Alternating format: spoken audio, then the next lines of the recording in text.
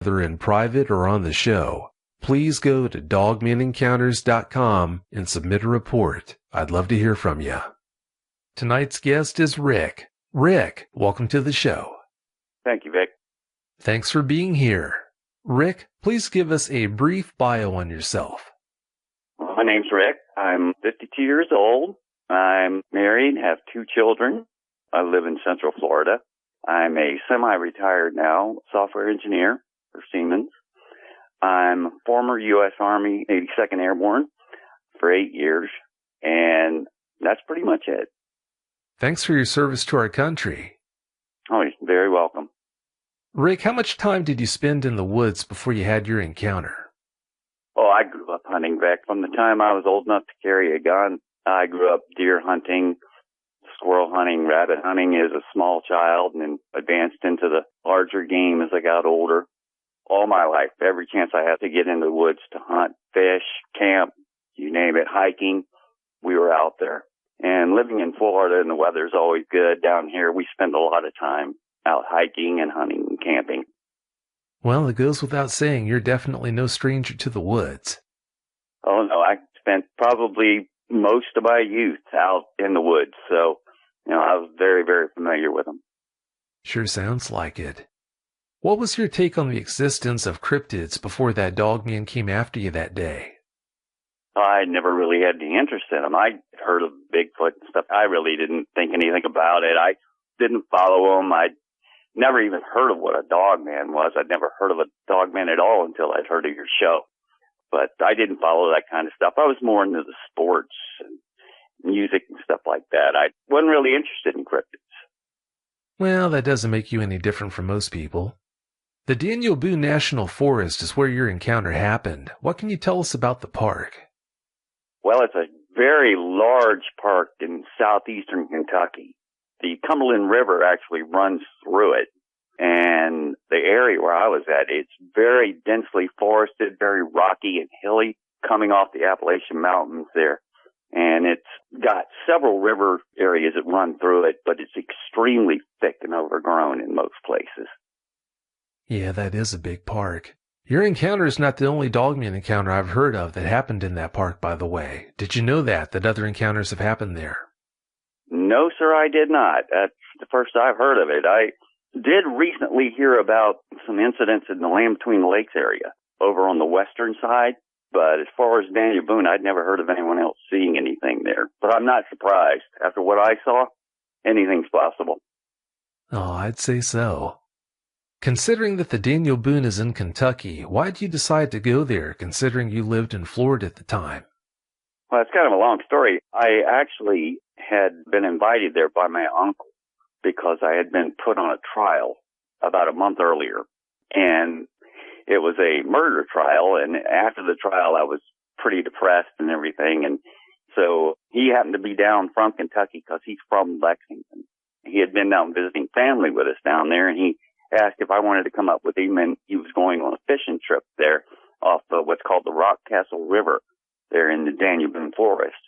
They like to go up there in early March before all the kayakers get out on the river because the Rockcastle is pretty famous for whitewater. And they like to get out there because the smallmouth bass is really good up there supposedly that time of year. At that time, I would jump at a chance to go fishing anyway. So I told him I'd join him, and that's how I wound up going up there. Yeah, sounds to me like you needed a vacation. Absolutely. Before you tell us about your encounter, please tell us about the area of the park where you had it. Okay, where we were at was, like I said, we were on what's called the Rockcastle River, which comes down from the north, and it eventually runs into the Cumberland River there. We were probably about 2 miles north of the Cumberland River on the Rockcastle, on an area where there's a high-tension power line that comes across. And we were on the east side of the Rockcastle, and the power line comes and crosses the Rockcastle and carries on. So they have the wooded area because it's very thick and hilly in there and rocky. And the area is cleared out for the power lines, and they have like a road that you can ride down on either side, what we call a rut road. It's like the 2 rut lane roads that you can get in the woods that drives along on each side for maintenance on the power lines. And where we were at, down by the river, there's like a bluff there where the river has washed out the rock. And we were parked, actually camped there on the top of the bluff. And then there's a trail that goes down to the river, and there's a bank there. And we were going to fish off the bank there where the power line comes across. I see. All right, Rick, please tell us about your encounter. Give us every last detail that comes to mind. Okay, well, I'm going to start, Vic, with how I wound up going up there in the first place. Because to me, that's part of the story. What had happened was, I'm an engineer, and at the time, I was doing software engineering installation for telephone systems all around the country. So I was rarely home. And because I'm rarely home, I didn't stay up with current events. And apparently, there was this young man from Owensboro, Kentucky, that had come down to Central Florida, down there where I live. And he had this vampire cult. And his name was Rod. I don't want to give his full name, but it was actually a fairly famous trial. This young man led a bunch of high school children in a vampire cult.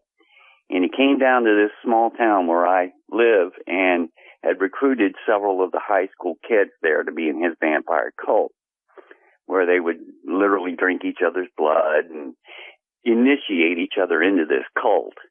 But anyway, this one young girl that he had recruited into his club wanted to get away from home. She was a very young little girl. And she said she couldn't get away from her parents. So he apparently went in and he murdered the two parents with an accomplice of his in his cult there. They bludgeoned the parents to death and stole their vehicle and took off out of Florida where they were captured. When I got home, this had already gone down. I didn't know anything about it. So I wound up getting impaneled on the jury of the trial for this young man. And after having to witness all the brutality and these children that grew up in this small town that I grew up in that were into witchcraft and Satan worship and reading the Necronomicon book and following the spells in it and stuff like that, really had me upset. And I was just very, very surprised that this was going on in my hometown, my very small hometown. So my uncle, like I said, was down visiting our family at the time, and he had planned a fishing trip in Kentucky. And so he asked me if I'd like to go to kind of get my mind off things. And my wife thought it was a wonderful idea because she could tell how depressed I was. And so I decided, yeah, he said, we'll spend a week up there. We'll just take it easy and just forget about everything. And I thought it was a great idea. So I packed up my stuff and off we went to Kentucky. We got to the Daniel Boone National Forest. We actually went to his home in Lexington first, packed up some gear, and then he drove us in his truck. I followed him up in my car, and then he drove us in his truck out to this area, it took us over 6 hours to get to this area. It's very densely forested. It's way back. He said it's so far back they have to pump the sunlight in. But it's way, way back in the woods. There's really no civilization out there. I didn't see a home for half an hour. But anyway, we finally got there. It was almost dark by the time we got there. So we decided we would camp that night there on the bluff. And then in the morning, we would start carrying all our gear down to the shore there by the rock castle to start fishing. We both woke up about sunrise the next morning, and when we first got out of the truck, I noticed at the time it was very cold, but not windy. It was a crystal clear day. This is early March 1998. It was very bright and sunny, but it was pretty chilly out. But there wasn't a bird chirping. There was no noise whatsoever coming out of the woods. It was dead silent. So we started grabbing our gear, and you get this feeling like you're being watched. But from the years I spent in the military, that third eye wakes up, and you start feeling like you're being watched, and you start looking over your shoulder, but you don't really see anything. We kind of shook it off, and he and I started carrying our gear down to the shoreline of the rock castle. And we got some chairs down and some bait and stuff, and we had guns with us. We actually carried guns because there are supposedly bear in that area, although I've never seen any or heard of any in there. He said they're in there. So I actually had a sidearm, a 357 Magnum. He had a 44 Magnum. And I had a 30-06 rifle. and he had a 12-gauge shotgun. We carried all that down, and we were just get set up fishing. We heard something in the woods. It sounded like it was walking, but it was making quite a bit of noise, and it would snap limbs, and it sounded like it might be bipedal. We weren't quite sure, but sorry, Vic,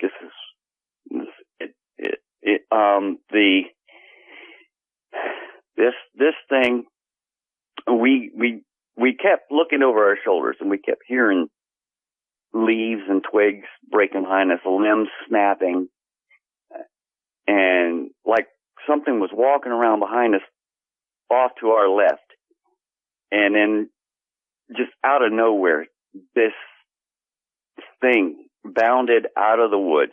It probably jumped 20 feet onto the shoreline looking right at us. Now, it was on all fours at the time when it bounded out, and it was looking at us, and I can't even describe. This thing was absolutely massive. It was huge, every bit of over 400 pounds, 400 to 500 pounds at least. It was huge.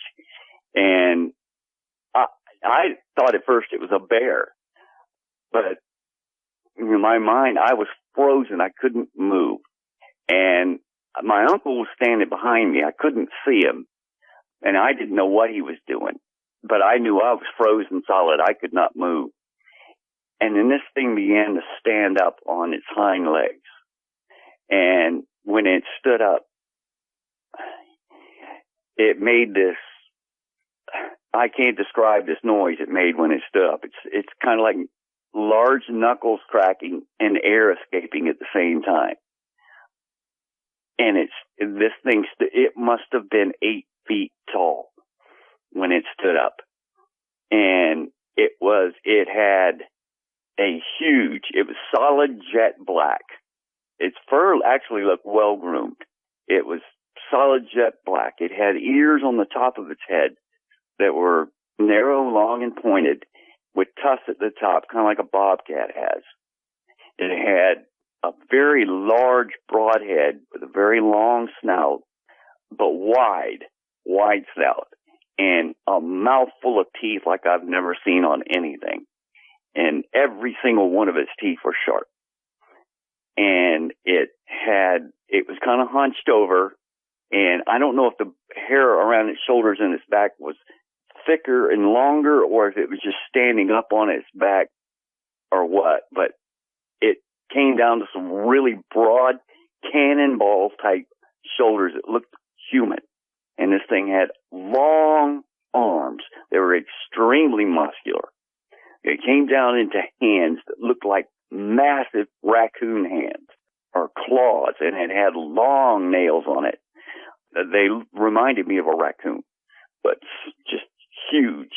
And it had a very thick, broad body and chest that would put any bodybuilder to shame. And it went down to very powerful, strong legs in the thighs. And then the lower legs were like dogs' legs. They were hawks that bend backwards. And this thing kind of hunched over like it was going to pounce, and its ears laid back on its head. And it began to growl this growl that when it growled, your whole body just shook. I mean, you could feel it through your chest, and like I said, I was frozen. I could not move. And right at that time, I heard this incredible, loud boom over my head. And apparently my uncle had pulled his .44 and fired this thing over its head. And this thing did a backward somersault from where it was at in the air over into the woods and bolted out. And as soon as it did, he and I hauled tail up the bluff to the truck. We left there's maybe still stuff sitting there. I don't know. We left our chairs there. We just grabbed our guns and our poles and booked it back up the bluff. Got to the truck, just threw our guns in the back and took off. And we no more than took off, and that thing bounded out of the woods on the other side of the power line. And we were flying down this power line, hitting bumps and potholes, and stuff was flying out of the back of the truck. And this thing was right on our tail the entire time. And as soon as we hit the hard road, he floored it. And this thing stayed with this truck. I don't know how fast he was going, because I was physically getting sick from it. But it followed us. We had to be doing every bit of 60 miles an hour, and this thing was still with us on our rear quarter, the right rear quarter. And finally, it either tired or just got tired of chasing us and veered off and went back into the woods. And we didn't talk about it at all the way home. I got fit. Like I said, I got physically sick and had to vomit outside the truck. And I have never been so scared in my life, Vic. Like I said, I did 3 tours of combat and never had that kind of fear go through me, and had never froze in fear like that. Over and over, I thought in my mind, we got to the house. He got out of the truck. I got out. I threw my stuff in my car, and I pointed it towards Florida, and I came straight home. I didn't even slow down. All I stopped for was gas. And all the way home, I thought about the irony is I left Florida to get away from vampires, only to run into werewolves in Kentucky. But anyways, that's pretty much what happened, Vic. That's my story. When it came out of the woods, was it closer to you or your uncle? It was pretty much even with us. It was down the bank. It was south of us. I wouldn't say more than 40 yards at the most. And my uncle, like I said, he was standing behind me, almost directly behind me. And it was the equal distance from both of us. It's just, I couldn't see him, and I was so angry when he fired that pistol. I did not want to, I honestly, with all the firearms we had, I don't think we could have touched it. Who did it seem to focus on more? Well, it looked like it was looking at me, but that could have just been me thinking that. I don't really know. You know, it just looked angry. It looked angry that we were there. I don't know if we came in during its feeding or if it had children nearby, although this was a male. I know that for sure. But honestly, I don't know. Well, I think more than likely you two were just at the wrong place at the wrong time. Was there a particular physical feature it had that upset you most? Other than the fact that this thing was huge, those hands, I'd never seen an animal with hands like that except for a raccoon. And I've certainly never seen a dog or a wolf. Well, I thought it was a werewolf at the time. But this thing had hands. It had hands and arms. It didn't have paws. And it had a human-type torso on it with the same muscular build and everything like humans have. But I'd have to say probably the teeth were the most intimidating thing it had. Yeah, I can understand that. Looking back, do any of the thoughts that were going through your head at the time when you were standing there looking at that dog man strike you as being strange now? No, I can't remember having any thoughts except, get the heck out of here. I just wanted to get away, Vic. Like, it was the most frightening thing that's ever happened to me. I've never been so scared in my life. Oh, I'm sure. Did you notice any foul scents when it came after you? Absolutely. Yeah, I forgot to mention that. It had a horrible stink to it. It had a rotten, dead animal meat smell to it, like roadkill that had been sitting in the sun for 3 or 4 days. It was horrible, horrible. And I'll have nightmares and I'll smell that smell. And this is almost 20 years later. And I still think about it. And it was absolutely, I think that's part of the reason I got so sick, was that rancid smell this thing had. If you see one of these things, it will leave an impression on you. I guarantee it, Vic. It's just an unbelievable sight. Like I said, it's just massively huge. This thing is, you grow up your whole life thinking one way and thinking, your parents will tell you as you're growing up, monsters don't exist. Well, trust me, they do. That they do. At least you know the truth about that now. Yes. Did you see if it had a tail?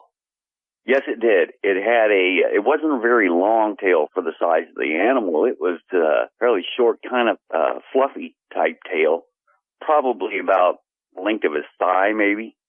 But yeah, it did have a tail. Since it was a canine type dogman, I expected it to, but just to be thorough, I thought I'd ask you about that.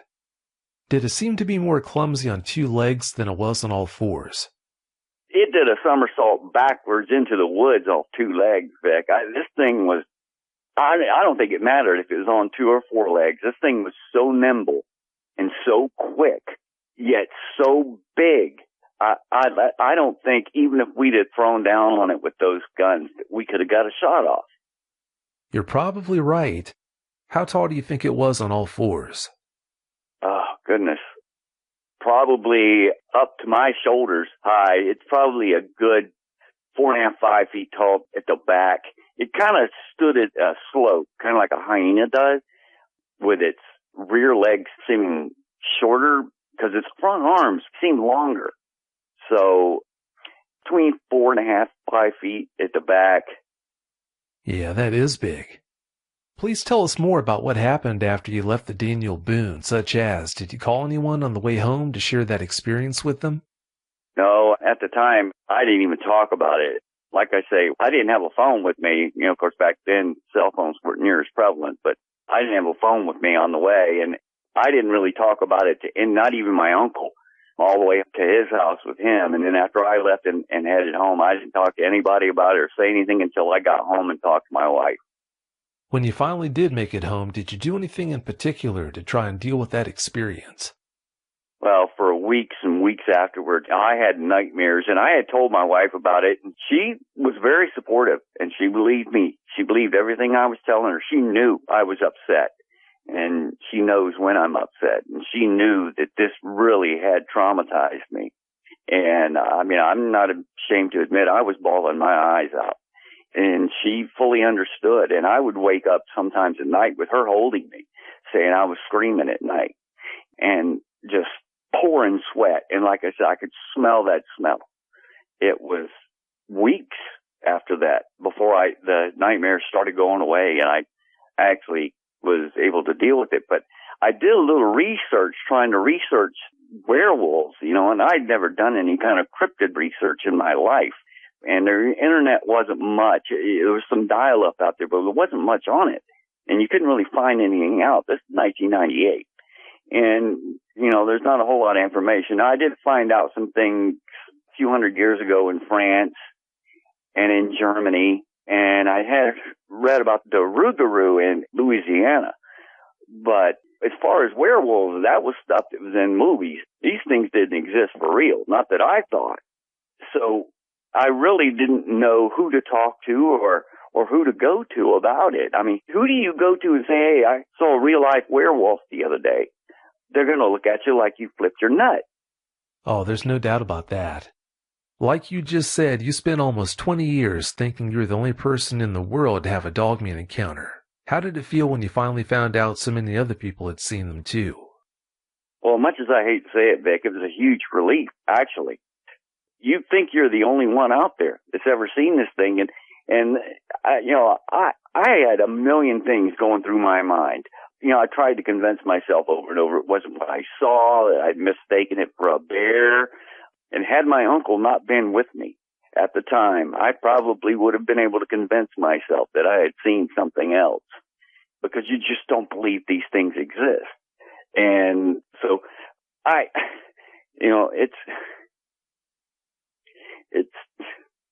I'm sorry, it's very hard to concentrate on that, Vic. It's just thinking about it gets me so upset. But finding out that other people knew about it was a huge relief for me. And then it's only been recently I even heard Lord Dogman. A good friend of mine actually told me about the show. Now, I had told him about my encounter very recently, actually, and I've known him since the 70s. And he said, sounds like you saw a dog man. And I didn't know what a dog man was. And he told me about your show. And I guess they listen to it where he works. And I listened to a couple of shows. I said, that's exactly what I saw. So to find out that there are other people that I can converse with, that there are others who have been through what I've been through and seen what I've seen, is a huge relief. Although I wouldn't want anyone to ever have this experience, and I certainly don't understand anybody that wants to go out and look for these things. That is pretty hard to understand. I agree. When you were in the 82nd Airborne, how did the fear you felt while in combat compare to what you felt that day when the dogman was coming after you? Okay, well, in combat, first off, training kicks in immediately. I was in combat 3 times. I was in Grenada, I went to Panama, and then I was in Desert Storm. Now, I was with the 325th PIR, the 82nd Airborne, what they call the Falcon Brigade, and you prepare daily, every single day for combat. That's your job, it's what you do. Not that it is frightening and not that, those bullets start going over your head. It's scary, but it's something you expect. When something like this jumps out and you've got no defense against it, none whatsoever, you can't defend against it.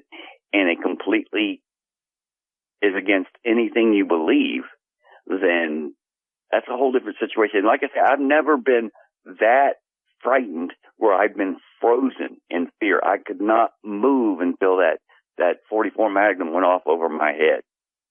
Even if you know something like that's coming, you're still never going to be prepared for it. Considering your expertise with firearms, how much gun do you think you would have needed that day to safely confront that dogman? I'd start with an M1A1 Abrams tank, I think. Honestly, Vic, I know we didn't have the firepower to take it down. And, I was carrying a 30-06 and a 357. He's carrying a 12 gauge with triple aught bucks and a 44 Magnum, and I wouldn't have tried to take it on with those. Yeah, a lot of people have tried taking dogmen down with more formidable weaponry than that and failed, so it's good you realize that. Please tell us about how you were before your encounter versus how you are now after it.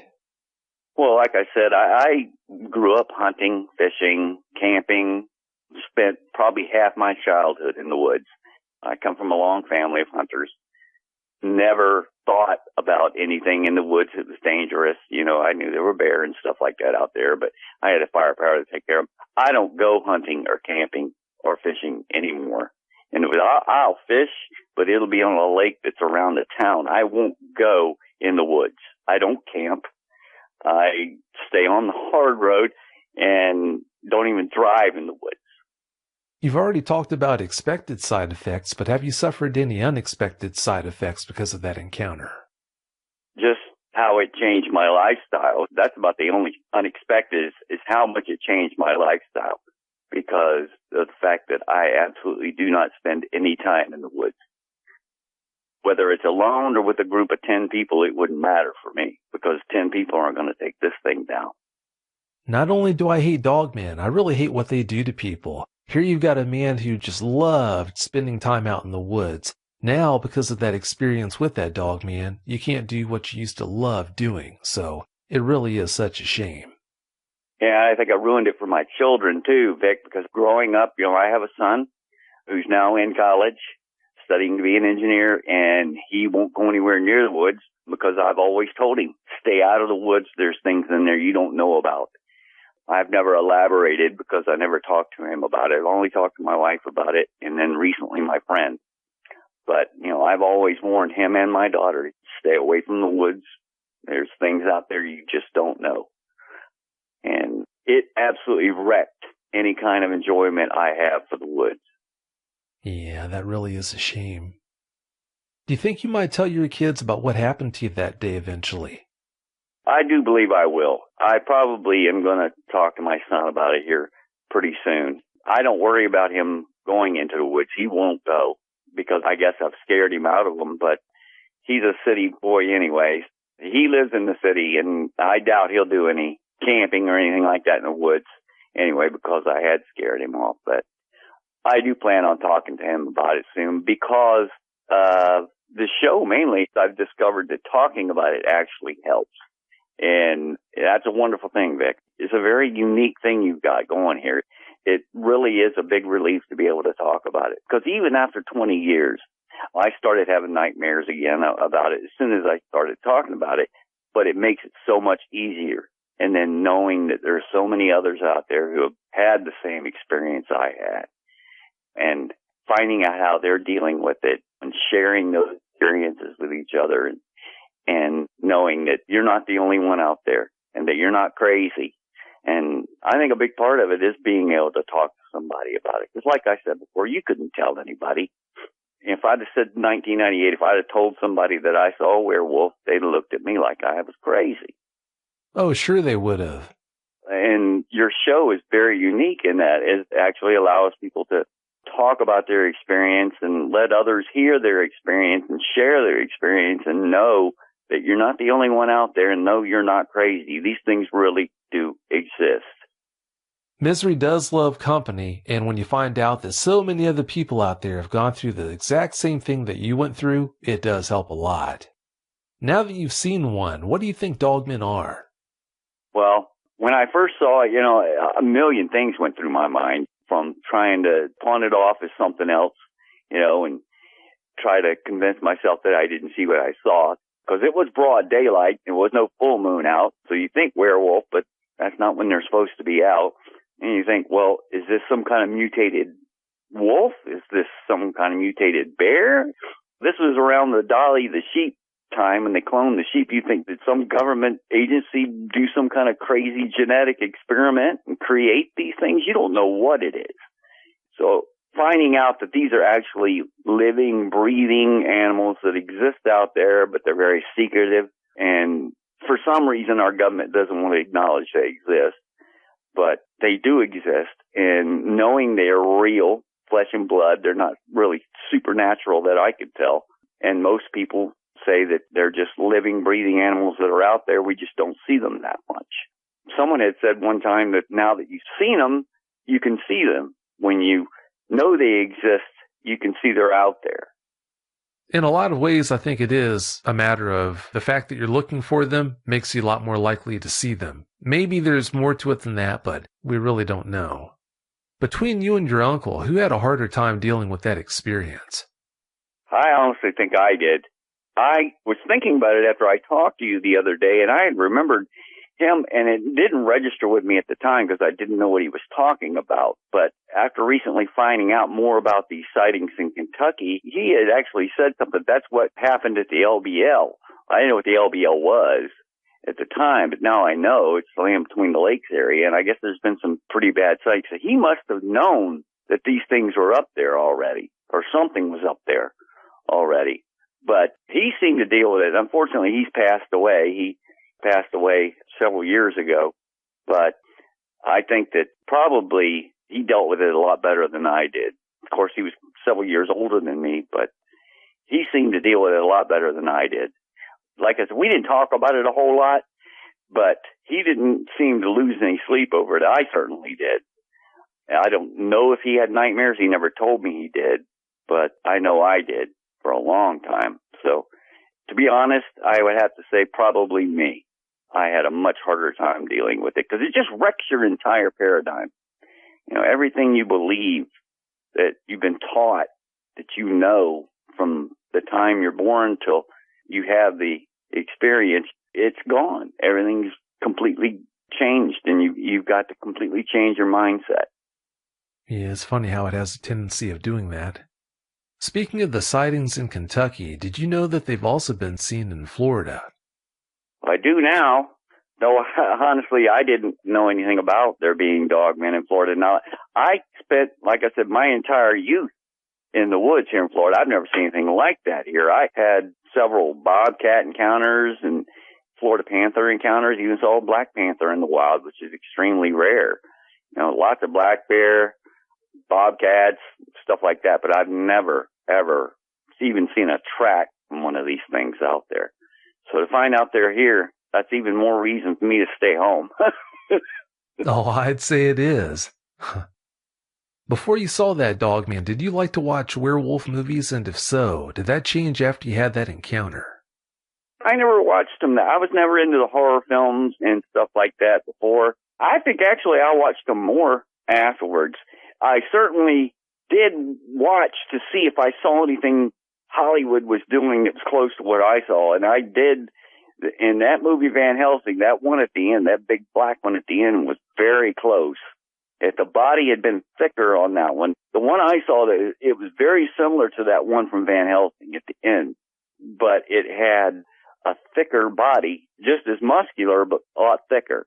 The head was very similar to that one.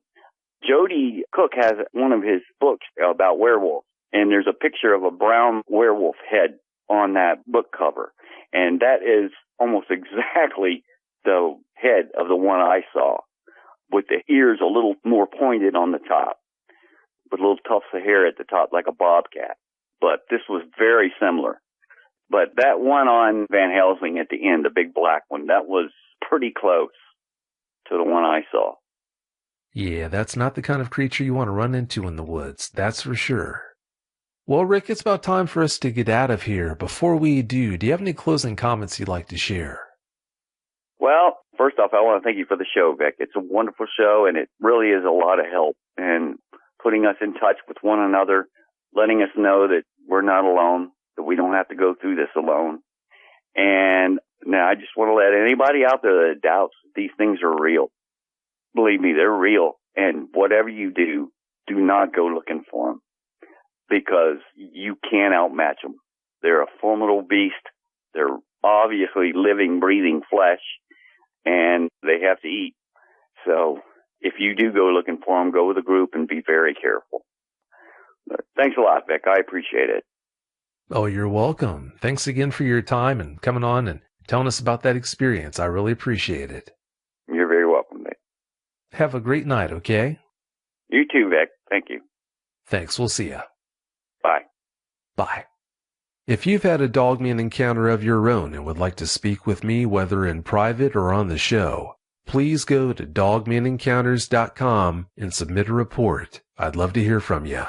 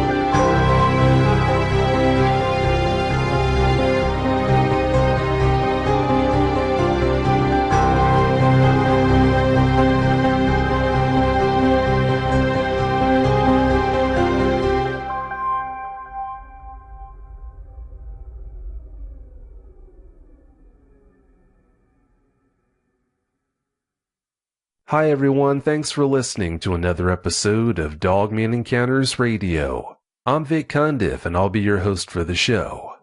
If you've had a dogman encounter of your own and would like to speak with me, whether in private or on the show, please go to dogmanencounters.com and submit a report. I'd love to hear from you.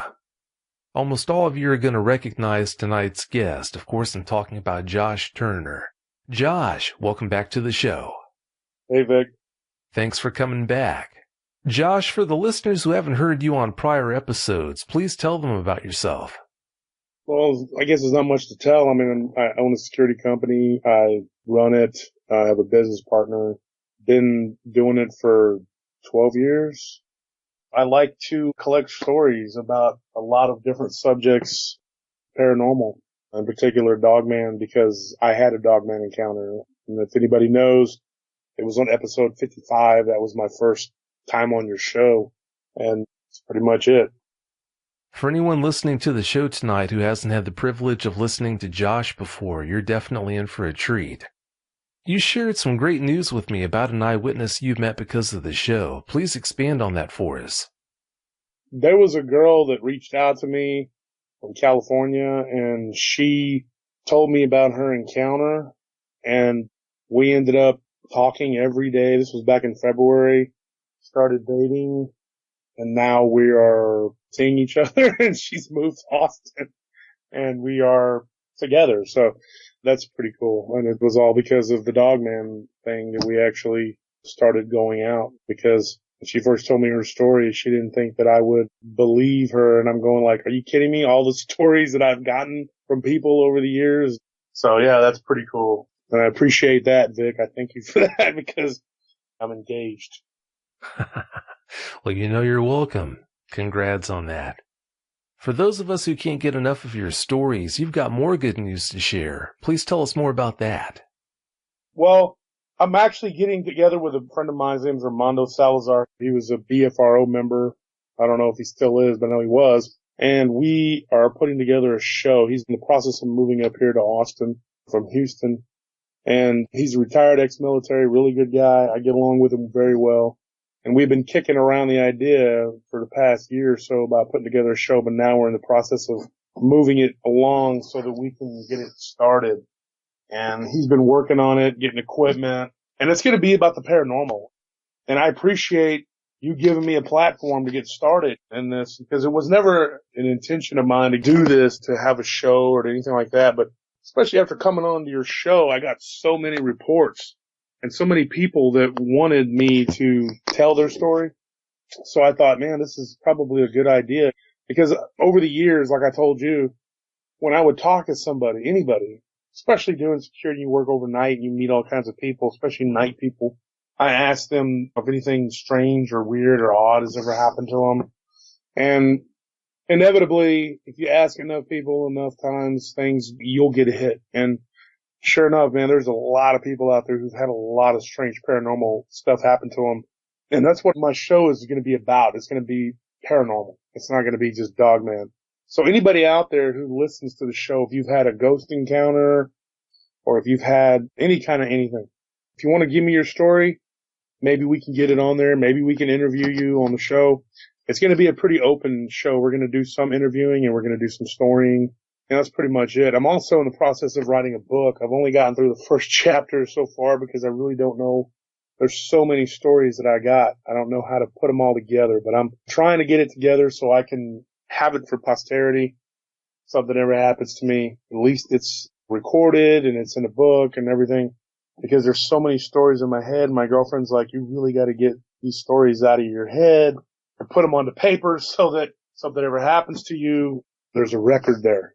That was the main reason I reached out to you, because I was convinced by other people that, dude, you have an encounter that happened to you and you have a lot of stories that you've collected since then. Because my thing is, I'm kind of OCD. I've always been that way. And after what happened to me, I wanted answers. So anybody who had anything, any kind of information about these things, I gobbled it up. And I tried to piece together and figure out what this phenomena is. Because this is a strange phenomenon. I've heard a story out of Bulawayo, Africa, about the Dogman. That, if anybody knows, used to be Rhodesia, it's now Zimbabwe. And there was a guy that told me a story about his village of a Dogman. And it wasn't a hyena, it was a Dogman. And you gotta wonder, there are no wolves in Africa. So what is this? What is this phenomena?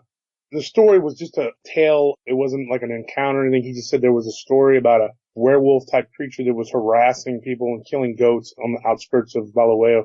And when you think about it, you got to wonder, this thing is a worldwide phenomenon. And it's just weird. What is it we're seeing? What are these people seeing? What are we seeing? I don't know. But I thank God that you have a show that gives people a platform that can talk about this. Well, I want to do the same thing. There's a lot of shows out there, and I'm not taking away from anybody else. I don't want to just be another show. I want to do the same thing, but with paranormal. give people a chance, hear the stories. Some people can come on and tell the stories. I just want people to know that the planet we're on is not just the normal, everyday, mundane world that we live in. I really believe that the world that we live in is a haunted planet. There's a lot of things out there. And a lot of it I can focus on is Texas, because most of the stories I got are from Texas. Texas is a big state, and we have a little bit of everything here in Texas. You being the way you are, I know your show's going to do big things, but there is one side of this whole podcasting thing that you probably haven't thought about. Once you start making shows and the word gets out about your show, are you prepared for all the strange messages? For example, there's nothing like when someone sends you a message and they ask you if you want to see a picture of their toenail clipping collection.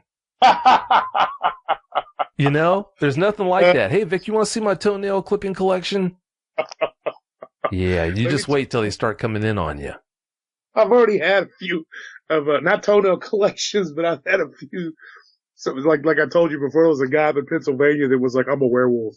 And he kept messaging me, and he was going to send us a video of himself transforming. So me and my brother and my buddy were on the edge of our seats waiting for this transformation. And it's just him, like, he runs off the screen. And you're like, what the? And you're just like, well, it could have been worse. He could have gotten nude or something and ran around. You know, it could have been worse. And you're just like, wow, you know, it's crazy some of the stuff that people come up with. You know, you get some odd ducks out there. And I've had some people get really miffed at me and start saying stuff. And, you know, and there's people that aren't fans that don't like me. They just think I'm full of crap. Whatever. That's their opinion. You know, I know the truth and I know what I know. And I'm sure you deal with it way, way more, because this isn't my livelihood. This isn't something I do all the time. You know, it's just a side thing, you know, and if it turns into something, well, yeah, it's great. Oh, I know you're going to do really well at it. With what you just said about people listening to the show getting miffed at you, that makes me think of another topic I want to ask you about. There's a misunderstanding about you that seems to persist. Is there anything you'd like to say about that? One thing that's really bothering me is that people will come at me with their stories and they'll be like, hey, can you put this on Vic's show? Well, first of all, I can't just call you up and go, hey, Vic, I'm going to talk, so listen to me. And these people want their stuff on the show, so just push it through. You know, you don't work for me, you know? And so I tell people politely, I'm like, look, the first thing you should do, if you're able to speak and say the encounter yourself, then you should go to Vic. And if you don't feel comfortable going on, because a lot of people won't do it. They just won't get on the radio and talk, you know, and they'll say, well, I really want you to tell my story. And then you're like, okay. And then when they give you the story and it's like 5 seconds long, like this one guy, I'm not going to mention his name, but he saw one behind a theater. There's a bunch of woods back there. I know exactly where it's at, but he said that he saw one. Well, he had a fellow employee that she claimed she saw it too, but she didn't feel like talking about it, and he wanted me to, like, make sure that it was on your show. Well, how am I supposed to present that as a story? See, because if you get, like, 50 stories, you might get 5 to 10 that are show-worthy. And you know that. You know, you'll have a bunch of them that are just like, yeah, a guy saw one run across the road when he was with his wife. Somebody saw one crouched down behind a bush. They think it's a dog man, or who knows what it is. But those are not, you can't turn those into shows. So when I told this guy, I said, hey, I really don't think I can. He was like, well, why don't you tell Vic and let him decide? And I said, why don't you tell Vic and let him decide? Because I already know the answer, and I'm not going to speak for you, Vic, but I could already tell you you're not going to use it. Dude, it's like a paragraph. And this guy got genuinely aggravated and was like, well, I think that's bullcrap. And I'm like, well, you know what? I think your citing is too short, you know, and you're trying to pressure me into doing it and calling me names through the email, whatever. That's bullcrap. So some people, they've made comments to me about, well, I think your stories are too crazy, this and that. No, the only thing that I do is I get stories, and it might take me a while. It might take me several months to put together a good bevy of show-worthy stories. And if I get enough good ones, me and Vic will talk, and I'll tell you what I got. And you say, yeah, you know what? Let's tell those. Because, like I said, you might get 10 stories. You might get 1 or 2 that are worth putting out on a show, because people want to hear good stories. If I'm going to come on here and talk and tell people's encounters, people that don't want to voice it themselves, people are going to want to hear a good encounter or something that was frightening.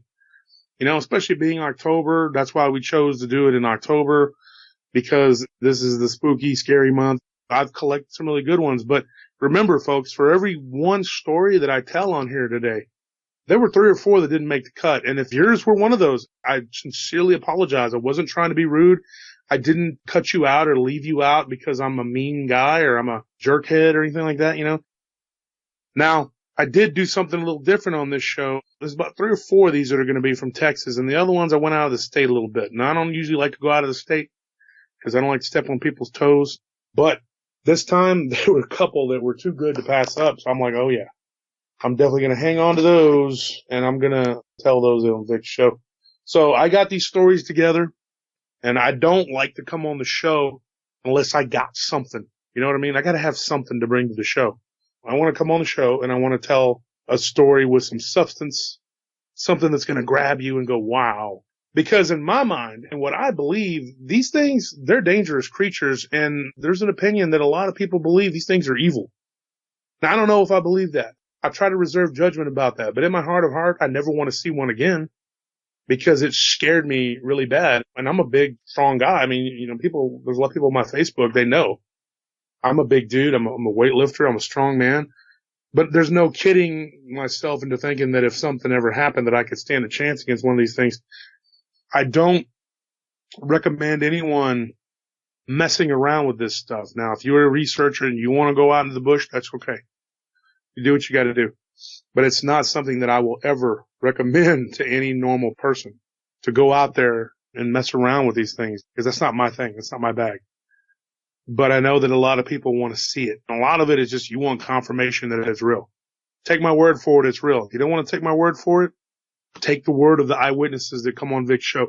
Take the word of the people that told me these stories that scared them so bad that you're about to hear tonight. All right, Josh, let's get into it. You've got several stories to share with us tonight. Please tell us about them. Well, I think when me and you had talked, we got one from Canada. And I believe that that's the one that you wanted me to lead in with. That story, okay, there's a guy that I talked to. Now, I talked to him way back in the spring, probably early spring, March, something like that. He sent me a story, and I was reading through some of the different encounters and stuff, and this guy sent me a story. Now, he's from Canada. We'll call him Clint. It's close to his real name. He's from Saskatchewan. If I remember correctly, I got to go back and look. I have a million things on my messenger, but he was actually in Quebec, I believe, that they were working. Now, he told me that they have these teams that they go out and when they do the surveying for the lumber companies, and they earmark trees and tree lines so you can cut this tree here, you can't cut that tree there. I'm assuming that's kind of what it was. He just said survey teams, and I'm adding to that because I think that's what it was that he was doing. But he said that they have these really big trucks that they drive, and now they're twice the size of a dump truck. Not all of them, but they have one that they use for work. It can plow through anything, but they're really slow and they're humongous. And he said that this truck is big. You can lay down in the floorboard of it comfortably. He's 5'9", he said. He said that he could lay down in the floorboard of it comfortably. And so he said one night he was with 3 other guys and 2 of them slept in one truck. They were one in front of the other because they didn't want to have to drive the 26 miles back to their camp. Now, going 26 miles back to camp, if you were at a regular place in a regular job, that would be nothing. But after they'd been working 14-hour days, he said they'd been on for 14 days straight, 13 to 14-hour days. He said exhaustion and then driving 26 miles is like a couple of hours through all that woods because of the trails that you have to go through. So he said that they decided to camp out in the middle of nowhere. I mean, it was the middle of nowhere. And he said that there were bears out. It was that season. They were roaming around at this time. He said it was summer and it was hot. And he said that it's that 1 or 2 months where it actually gets pretty hot in Canada. So anyway, he said they had the windows cracked a little bit. And he said that there were 2 guys that were sleeping in the truck behind him. He was in the truck that was in front of the other truck. Didn't have a pistol. All he had was a flare gun. The guys in the other truck had a rifle. And I believe it was a 30-06. I think that's what he said it was. And he said that when he was sitting there in his truck about 3 a.m, I thought that was significant because a lot of weird stuff happens around that time. That's odd that it's always like 3 a.m, you know. But he said it was around 3 a.m. He felt the truck shake, like the truck moved. Now, I asked this guy when I finally was able to speak with him, I asked him, I said, how much do you think these trucks weigh? He said they weigh tons. I mean, it's like a lot. And he said he couldn't tell me exactly, but he said that these are humongous trucks. You climb up a ladder to get up into the truck, about 6 feet, I think is what he said. And when you climb up into the truck, he's like, the truck doesn't move. He said, I weigh 250 pounds. The truck doesn't move when I get up in it. And he said he's a heavy set guy. But he said that when he was laying in the floorboard of the truck, he feels the truck shake, like it moves. And he felt like something was on the side of the truck. So he sat upright and he looked out the window. And all he saw were 2 ears sticking up at one point, and then he heard like a sniffing sound. And when he looked out the window and he saw that, he thought, what in the world? What is this? He said it looked like wolf ears. But he said his first reaction was, it can't be a wolf, it's got to be a bear. But he knew it wasn't a bear. He's like, this had to be a wolf. And then like it was just a split second and it lifted its head real quick and then it was back down. And he was like, oh my gosh, that's a wolf. I just saw a wolf climb up onto the side of my truck. So he was in shock. So he was like, there's no way this is happening. How could a wolf climb up on? So then he felt it like go back down. You know, like he heard it jump down off the truck, the twigs snapping, the rocks, whatever. And he said that it went up the other side, which would have been the driver's side because he was facing the passenger side. And he said he looked over his shoulder and the first thing that caught his peripheral was a head in the window. And he said that he turned around and kind of got up in the seat, and he said that he saw this thing. It was blackish gray, and he said that it was standing on the side of the truck, and its head was directly in the window, and it was just staring at him. And I asked him about that, and I said, do you have the details? Can you give me any details? Because I know a lot of times when people are flustered and they see these things, they don't really have the details. It's like they escape you. I know that from experience. But he said that the one thing he remembers is the mouth was closed at that point. It was just looking at him.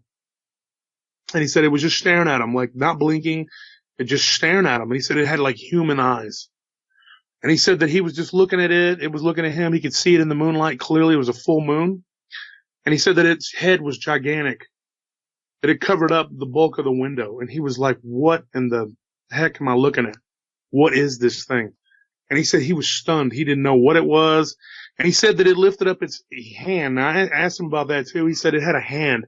And he said that it kind of tapped the glass, you know, like as if he was a fish in an aquarium. He said, I felt like a fish in an aquarium, dude. And he said it like tapped the glass and then it slid its hand up and it got its claws on the top of the window where it was cracked. And he said, now these windows are real thick, like inches thick, bulletproof glass. He said they're real heavy. And he said that this thing began to push down on it with its claws. And he said that once it started getting a little play in there where its fingers could come through, it started pushing more aggressively. And he said that he could see it grimacing. And he said the whole time, he goes, it stared me in my eyes. And he said, I had to look away. I didn't know what to do. He goes, I was terrified and I was frantically radioing to the guys in the truck behind me, just please wake up. Please, for the love of God, wake up. And this guy, his voice was cracking and shaking when he told me this. And we had to talk 2 different times because he couldn't finish what he was telling me. So, yeah, this guy was really upset. And I know that this wasn't bull crap. This guy, you know, something really traumatic happened to this dude. And so this thing kept pushing down on the window. And he said that eventually it got to where the window was about partway, like where he could reach his hand in. And he said that he finally got a hold of the other guys. And they woke up. And this thing, he said at that point, it jumped down. And he said that he watched it in the back window kind of lope. Now, in my words, lope. I don't know how to describe it. He said it almost got down on all fours. And he said that the way it ran, it almost looked like a gorilla. But he said that it was definitely canine in origin. It had a tail. He said it was a short tail. And he said that it kind of ran toward the other truck. And he said it kind of stood up on these weird-looking hind legs. The hind legs, he described them to me like they were the hawks, the backward bent hawk-like legs. But he said they were real short, which was interesting because sometimes people describe them as being long. And I think there's all kinds of different species or subspecies of these critters. I don't know. But he said that this thing, it debated about going up onto the other truck, but then it ran back to his truck and it went around back to the passenger side. And it got up in the passenger window and was looking at him. And he said, I debated about trying to make it to the other truck. He's like, but I didn't know what to do. He goes, I fumbled for the key box at that point. You know, I was trying to get the flare gun out if I needed to. And he's like, I was getting ready to get in the truck and try to start it. He goes, I didn't know where I was going to go. The truck's so slow, you know. Once I got out of the clearing, I would just been trying to plow through trees. He goes, maybe I could knock it off because I didn't know what to do. But he said that finally one of the guys took him seriously, and he looked out the window and he saw this thing standing on the side of his truck. And he said that this thing finally had jumped back down off the passenger side. This would have been the second time around, I guess. And it went and it got up onto the driver's side again and began pushing down on the window again. And he said at this point it got its arm through, got to the elbow, and was trying to get down. He was almost to where it could unlock it, dude. Now, he said this thing was going for the lock, and it was starting to kind of look down at the lock like that's what it was doing. And he was like, oh, my God, this thing is trying to unlock the door. Like, it had enough intelligence, and it shocked him. He was like, this is not an animal. You know, this is not a primate. This is not a canine. This is some sort of with human intelligence. You know, maybe primitive human intelligence, but it had intelligence enough that it was trying to unlock the door. And he said that at that point, he goes, dude, I almost fainted. He said, I got lightheaded. He said he felt like he had, you know, like his brain was just going to shut down and he was going to collapse. And he said about that time he heard 2 gunshots, bang, and then another one, bang. And he said that thing stopped. And he knew that the guys behind him were taking a shot at it, which he had been telling them to do because he didn't know what else to do. And he said that the thing just kind of looked in their direction and jumped down and then kind of just walked into the woods slowly. And he said it didn't run. He said it just walked, looking back over its shoulder, just walking on its hind legs like it was pissed off. And he said that when they looked, one of them spotlighted in the other truck, they used a spotlight and they saw another set of eyes in the woods watching. And he said that he knew at that point that they had been hearing noises, they had been hearing things for days. He said, I knew what it was now. He said, and I quit. He goes, that was it. When I got back to the camp the next day, he goes, I was done. He's like, I never went back in the woods again. He said that the year was 1999, I think. 1998, something like that. It was toward the end of the millennium, whatever. This was not a recent encounter. This was, you know, something that happened years ago, but the guy remembered it like it was yesterday. And he told me this story. He said he'd held it in for so long. And I guess his aunt listens to the show and said that he should tell you the story, but he didn't want to come on the show, so he told me, and so I'm telling you. But that's his encounter. That's the Canadian encounter. And I guess we'll move on to the next encounter. This one, there's a guy that likes the show. He's from my hometown, and his cousin had an encounter in Arkansas. Texarkana is a little town. It's literally right on the border in between Texas and Arkansas. That's why it's called Texarkana. Now, I don't know if anybody knows anything about history, but there was a serial killer there back in, I think, 60s. I think it was the late 60s. Don't quote me on that. Somebody will probably go, it wasn't the 60s, it was the 70s. I don't know. Just like the thing with the don't feed your dog grapes. Well, my dog always ate them, never had a problem. Your dog got sick from grapes. I apologize. Everybody jumped on me about that. They key in on everything I say, and they go, that's not correct. You know? Well, this guy was a serial killer. He never got caught. But there is a movie that was made about this guy. It was called The Town That Dreaded Sundown. I watched it as a kid. Kind of creeped me out, probably because I watched it around Halloween and I was by myself. But it was about this guy who murdered all these people, and he got away with it, and they never caught him. And so, anyways, he wore like a gunny sack on his head. But that's the only thing I really know about this town. I've been through there a couple times when I've been on my way to Arkansas or on my way to Louisiana. I've been through that corridor. It's a little town right there on the border.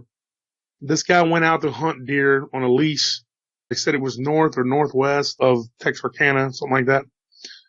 He said he was out there on some land. He was hunting. And he kept feeling like there was something watching him when he was heading out to the stand. But he said once he got out there, he was out there about 6 hours. From the morning, he said he got there about 10 a.m. He was out there until like 4 in the afternoon or whatever time it was. And he said that he finally bagged a buck. It wasn't a real big one, but it was decent size. And he said that it was only about a mile from there to where his truck was parked. He went with another guy, and where their truck was parked, it was about a mile. So he walked back and he drove his truck to get as close as he could to the kill. And he said he had to drag it about 150 to 200 yards, something like that. But he said that once he got it back to the truck, this was very recent. He said it was last year. He said he texted his other cousin that he was with And the guy said, well, I'm not ready to go yet. It's still mid-afternoon. He's like, I'm not done. And he said that he was tired. And he had been up for a while. And they had hunted the day before and the day before. So he said he was really tired. And he kept feeling like something was there watching him. It was making him uneasy. So he decided to take a nap. He figured he got his. He wasn't going to keep going. But his cousin hadn't gotten anything yet that season, so he wanted to stay longer. He was like, well, he'll probably be here a couple more hours, till dark. So he decided to take a nap. And he said that he woke up because he heard something hit the tailgate. And he said that at that point, he thought, wow, is there like maybe a deer or something bumping against my truck? That'd be fortunate.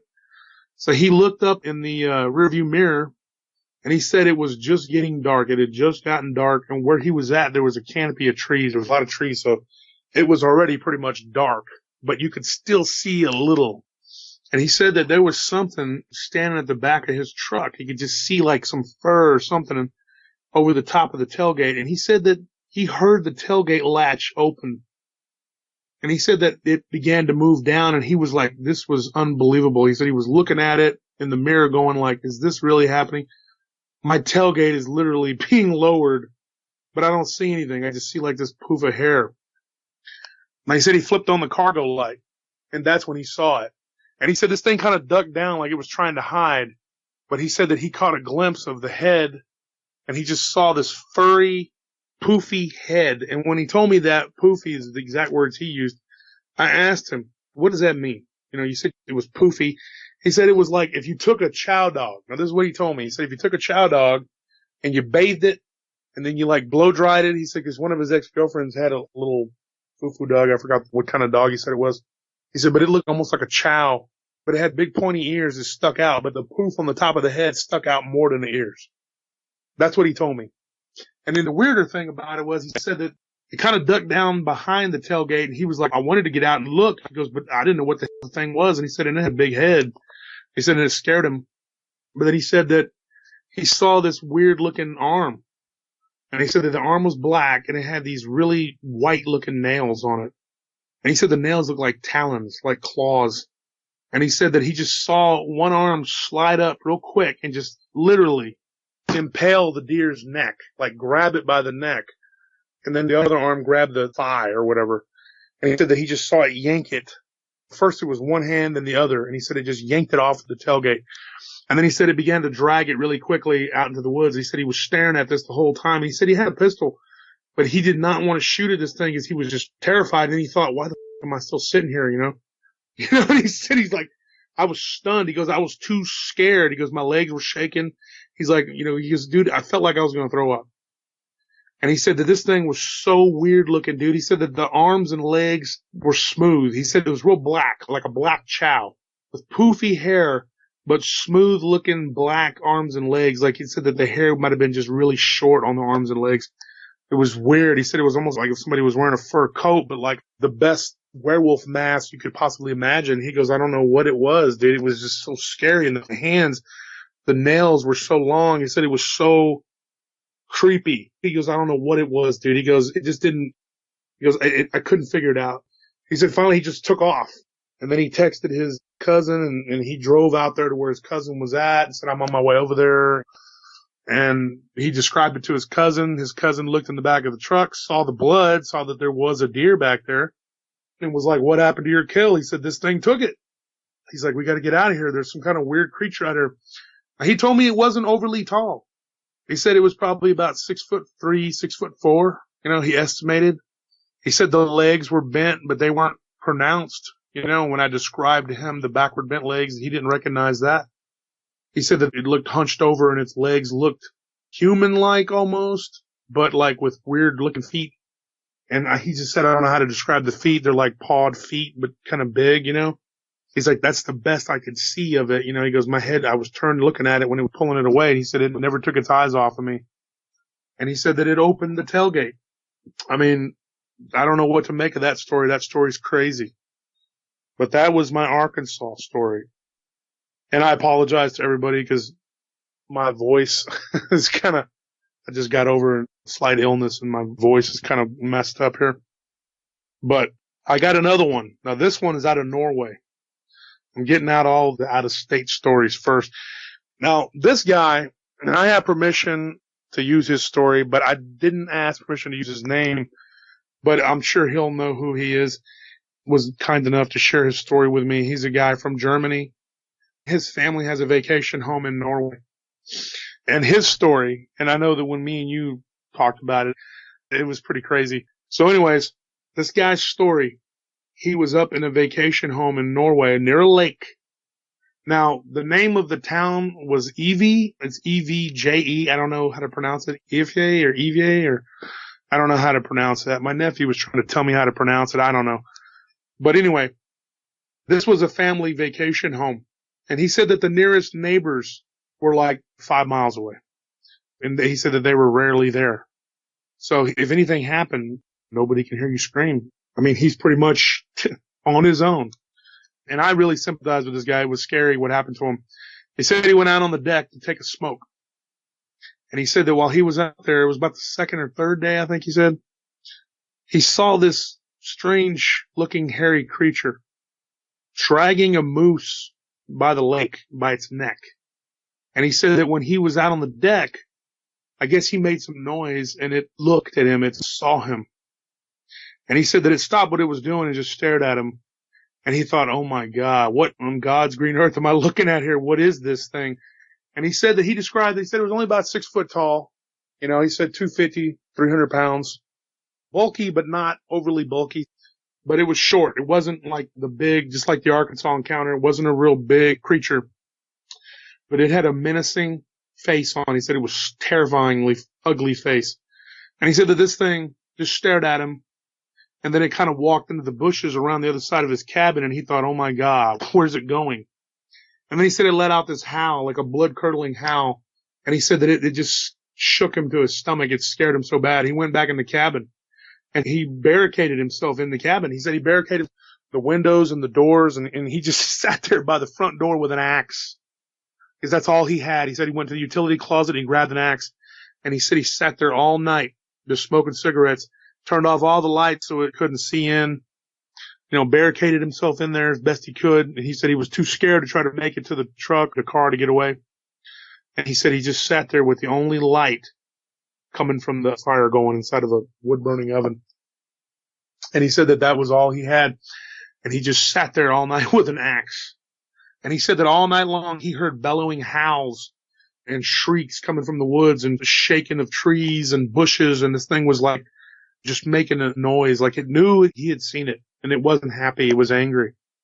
And he said that he heard it running up around the house, around the cabin. And he said he was just petrified. And his phone got no service out there.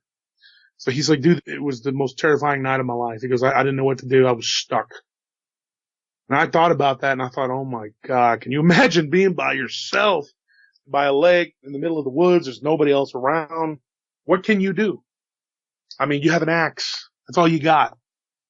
And this creature is out there and it's pissed off. So I really felt bad for this guy. He said the next day he went to town and he filed a report, whatever. And he said he went back to the cabin because he didn't have service. Well, some detectives finally came out there to talk to him. He said that he didn't speak Norwegian like they do, like not real good. But he said that they were kind of talking back and forth. They weren't laughing at him and they weren't making fun of him. They were just speaking back and forth. And he said that they acted like they might have actually believed him, but he wasn't for sure. And that they were just kind of like, yeah, well, nothing we can do. He said that they didn't even bother writing anything down or anything. They just came out to look and then they just left. And then, you know, I guess the next day he packed up and he left. So that's his story. So that's the story from Norway. And that is my stories from outside of Texas. Those are the 3 stories I had from outside of Texas. Now we're going to get into Texas. I'll start with a story from Lake Travis. Now, I had a friend of mine who worked for the Colorado River Authority down there in Austin.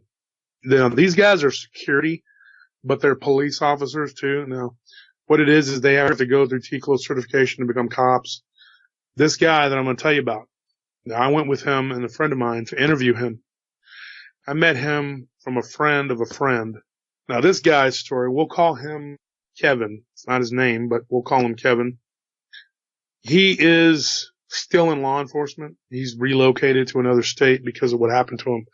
Now, on his route, he had a patrol route that he would do near the lake. Now, this is about 10, 12 miles outside of Austin. Now, it's in between, I'll just say the location, in between Lakeway and Cedar Park. Anybody knows the Austin area, it's out there. There's a wastewater treatment plant. There's a couple of them out there, actually, but there's one of them in particular where he went to every night to do his rounds. And he said that on this particular night, he opened the gate, opened the fence. He went in to check and do the detext. They have a detext they have to click, and it goes beep, and then it lets you know that, and we have that too, to let you know that you've hit the property, and they can send a computer printout, tells them that you were on the property. They can't say, you weren't there, you didn't do it. No, I was there at 3 o'clock, and this is what happened. Well, he said that he was walking around the property. Said he walked around the property and was almost done with his patrol, got around the other side of the property, and there leaned against the back wall what he first thought was a dog, and then he saw like arms or a hand dangling down, and he thought, what is that? Is that a man? And then he realized, he said it was hairy, and he had like a weird looking arm, and he thought, first thought he said he thought it was a Bigfoot. It was Sasquatch. He goes, dude, it's real. You know, it's sitting right there. He said then it lifted up its head. And he said that when it lifted up its head, he said, Wolf, he's like, I've never seen something so hideous my whole life. He said this was the ugliest creature. He said it looked like something that crawled out of hell. He said it lifted up its head and its teeth, it just opened its mouth like it yawned. He said every tooth was sharp. He said it just looked like a mouthful of razor blades. And he said that it unfurled itself. Now, that's his exact words. He said it unfurled itself and it leaped up to its feet and was immediately standing up. He said it was 8 feet tall, at least. And he said he was standing there, and he said he drew out his pistol, because when he first saw it, he drew his pistol out because he didn't know what it was. And he said that he knew immediately that that gun, that Glock, was not going to do anything to this creature. And he said that, dude, he goes, even to point it at the thing, I was terrified. And he said it didn't run immediately. It just looked at him, took a couple steps, and just kind of pushed its chest up and out. And he said that it threw its arms back and like pushed its chest out like it was getting ready to howl. And he said it cracked, that there was a popping, cracking noise. And he said he didn't know what that was. A lot of times when these things go from all fours to upright, I've heard that before. But he said that the noise, and I asked him about that, and he said that the noise happened when it popped its chest out. He said it was like poofing itself up like, look at me, look at this. And he looked me dead in my eye. Now, a couple times he had to stop and go outside. We were in a coffee shop down in Austin, and he just, I don't know, man. I felt kind of bad because I kind of kept pressuring him to finish, you know, and I've done that before with people, and sometimes sometimes I feel bad. I mean, I don't want to be pushy, but this dude was starting to aggravate me because he just didn't want to finish the story. And I felt like guilty because I was like, dude, hurry up, tell me this, you know, but I needed to know, you know, and I wanted to be able to get this story, and it really got to him. And I had waited about 6 months to get the story from him in person when he came back to town, because he still has a lot of family here. And so him meeting with me was nice that he was willing to do that. So I met him in person. But anyways, this thing, he said it unfurled his chest, and then he said it took 2 steps and leaped onto a 10-foot barbed wire fence, and it like jumped onto the fence and then just kind of somersaulted over it sideways. He said it was unreal. He said it was like Spider-Man. He said it got into the woods, ran right into the woods and disappeared. He said then he turned and he looked down and his legs were shaking. He was like, he didn't know what the sound was. He said my teeth were chattering. That's never happened to me in my life unless I was cold. And he said it wasn't cold when this happened. I think he said it was late September or early September, something like that. But he said that this thing leaped over the chain link fence like Spider-Man. And he said that at that point, it roared out of the woods. Now, this is what he told me and the witness that I was with. He said that the trees shook. And I thought to myself, that's, you know. But in his mind, it probably did. Because that's how scared this guy was. And he said he looked down and he had urinated himself. And he said that this thing stunk. He said it smelled like garbage and like urine, wet dog. It was really bad. And he said that the thing that really got him about it was that he could feel the sound from this thing's roar. And I asked him now, I said, hey, did it howl or did it roar? He said, dude, the thing roared. He said it was like, roar, and he said that it was so loud that it echoed off of the lake, off the hills around the lake. 'Cause I know that area where he's at. I know exactly where I've been there. I went and I checked that place out. Now I drove through there. Now, I'm going to go look around because I'm not one of those people from Scooby-Doo that wants to investigate, gang. No, I'm not going to do that. I drove by and I said, well, there it is. And I drove. So I know the location of where this was at. And now my mom's company that she used to work for actually was one of the people that built these water treatment plants. So I knew where it was at. But he said that it roared and he could feel it in his chest. And he said that it was the most terrifying thing. And he said that the next 2 days he called in sick, and then eventually he went back to work. He tried to. He couldn't do it. He said he was missing. He wouldn't stop at that place. He wanted to get transferred to another route. He said it was a good paying job, but he just couldn't do it. And eventually they let him go. And he moved away. And he moved to another state. I feel bad for the guy. He said before that he liked to go fishing out on Lake Travis. He said it was something he liked to do. He said, but after that, he just couldn't do it. And that was it. He moved and I feel bad for this kid. And I also feel kind of bad about pushing him, Vic, but I wanted to hear the story and I wanted to get it. It was just hard to sit there with somebody who breaking down, but there's that story. The next story we're going to go to another lake. Now this story, there's a guy that I knew since I was in elementary school, and this happened to his uncle's best friend. Now, I'll give you a little backstory to this one. It's called Lake Stamford. You can look it up on a map. It's not a huge lake, but it's the lake, and it's between Stamford and Anson, which is right outside of Abilene. The biggest town around there is Abilene, Texas. Abilene's a really cool, rustic town. I always liked Abilene. My dad always worked at power plants, so we lived out in Haskell, Texas. Now, in my hometown of Haskell, there was a legend, and I always, as a child, thought of it as a Bigfoot, like some sort of Bigfoot creature. I lived there till I was like in 3rd or 4th grade. I guess we left. But it was called the Haskell Rascal. I'm sure you can look it up. This creature was always described, I always thought it was like a Bigfoot, but apparently it's like a short-muzzled dog man.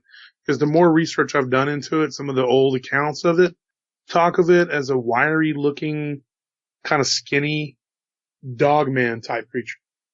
Not a Sasquatch. And it has a muzzle, but it's kind of a short muzzle. It's weird. And I know it's got these pointy ears. It's got to be a dogman. So I was really, really curious when I put the word out, the last time that I was talking to my friend from my childhood. And he said, you know what? I do know somebody who had an encounter. And he said it was my uncle and his friend. Well, eventually he got back with me because I kept kind of hounding him about it. But eventually he got back with me and he said, dude, it wasn't my uncle. It was my uncle's friend. My uncle knows the story. Tried talking to his uncle. He couldn't really tell me a whole lot. So he got me in touch with his friend, which took a while. And then when I began to talk to this guy, his accent was so thick. Now, I'm from Texas, guys, and y'all know some people think I have an accent. Some people say I don't.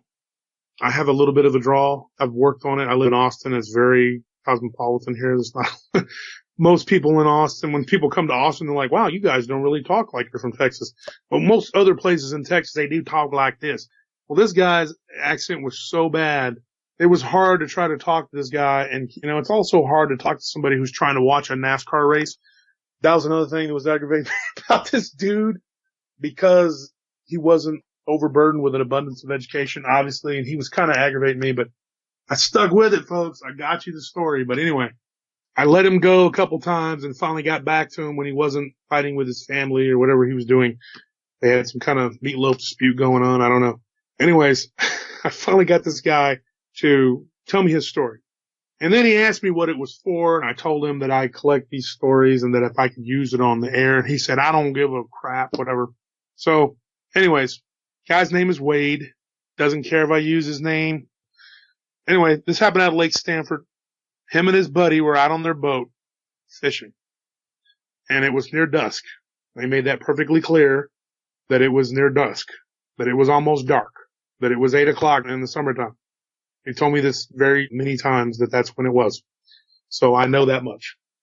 And then he told me that they were in a shallow cove on the east side of the lake. They were on the east side of the lake. They're a shallow cove. And he said that on that part of the lake, they had kind of hunkered down and they heard a splashing noise, something like kind of like moving, jumping around. And now there's people that live close to the lake. And I mean, maybe it was somebody's dog, they thought. And they said that when they looked on the edge of that little inlet, he said they saw something splashing. So they moved the boat closer. They had the engine off, so they just kind of let it drift over there, or they pushed it or whatever. I don't know exactly how they got there, but he told me that they moved the boat over there. They didn't turn the engine on. So he said that they got up close to it, to where they were within about 40 yards of it.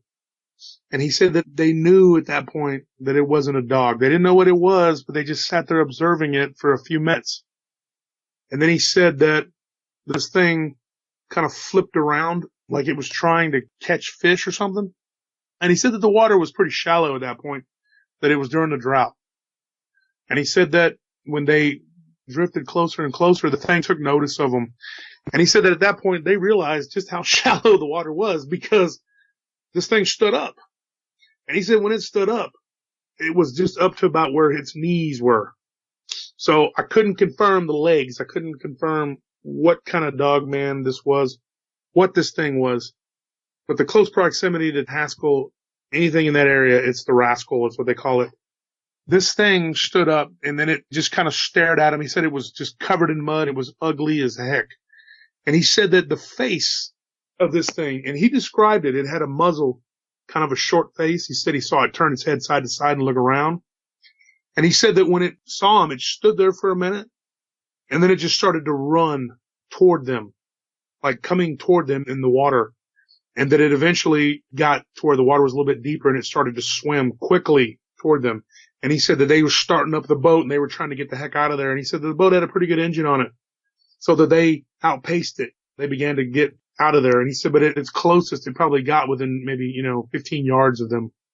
And he said that he goes, I was so scared. He goes, I thought, man, this thing is going to get up on our boat. It's going to capsize us. It's going to drown us. It's going to kill us. He said, I didn't know what it was going to do to us. Now, he said that this thing followed them all the way across the lake. He said they got to the other side of the lake. He said that they pulled the boat up onto the shore. They ran to the truck, which wasn't far from where they pulled the boat up. And he said that this thing was still pursuing them. And he said that when this thing had first gotten into the water, I forgot to tell you about this part. When he first got into the water, he said that this thing was making a guttural grunting noise. Now, I told you about that, Vic. And he said that the thing was going like, that's the best way that he could describe it. And I'm trying to reenact it the best way that he told me. And he said that when it did that, that after it was about halfway across the lake, he started to hear an answer from different sides of the lake, that there was more of these things. And like he heard one across the lake and another one on the other side where they were at, where they were headed. And he thought, oh my God, this thing's calling friends. And he said that then he began to hear these weird shrieking howls coming from the wood, the little bit of wood area where he was at, when he got up onto the shore. He said there was some brush right there, and he said he heard it coming out of the brush. And he thought, oh my God, we're going to get attacked. We're going to be driving out of here. This thing's going to attack us. He said, we just left the boat. We just left it there and we just burned off. And he said that eventually he looked back in the rearview mirror and it was just starting to get up out of the water. Like he could see it clearly. And he said that one thing he remembered about the face of this thing was that he don't remember which side of the face it was, but he said he remembered part of the muzzle of the thing being kind of ripped or torn. He said that you could see more of the teeth on that side, like there was something that had happened to its face, like it had been in a fight or something. That's what he said. And he said this thing looked freaking just gnarly. That was his exact words. He said it was the weirdest, gnarliest looking creature. And he said, I don't know what that thing was, dude. And I said, did it bring to mind a werewolf? He said, a werewolf or just a hairy devil. He said it was just something out of a comic book. That was his description of it. And who knows with this guy what kind of comic books he's reading. But anyways, that's his description of it. And that happened at Lake Stanford. So if anybody knows where that's at in Texas. Moving on down the list here, I got another story for you, Vic. This one came out of Dallas. Now, this is a security guard that a former security guard that I used to know got me in touch with this guy. he had an encounter. This happened in 2015. And he said that it was in a subdivision near Dallas. He was working for a very large company at that time, or maybe he still does. I don't know. But he said that he had a patrol route and that he had a trainee. And he said that they were having problems on one of the subdivisions with vandalism. Now, he said it had been raining a lot and that he had gone into one of the buildings the last night before he had his trainee. He said they went into one of the buildings and that he almost stepped in what he thought was dog crap. But he said that this was a humongous pile of dung. Like, he was like, that's the biggest scat I've ever seen in my life. Not his words, mine, but he said that it was huge. And he was like, oh my God, what kind of Great Dane or, what is that?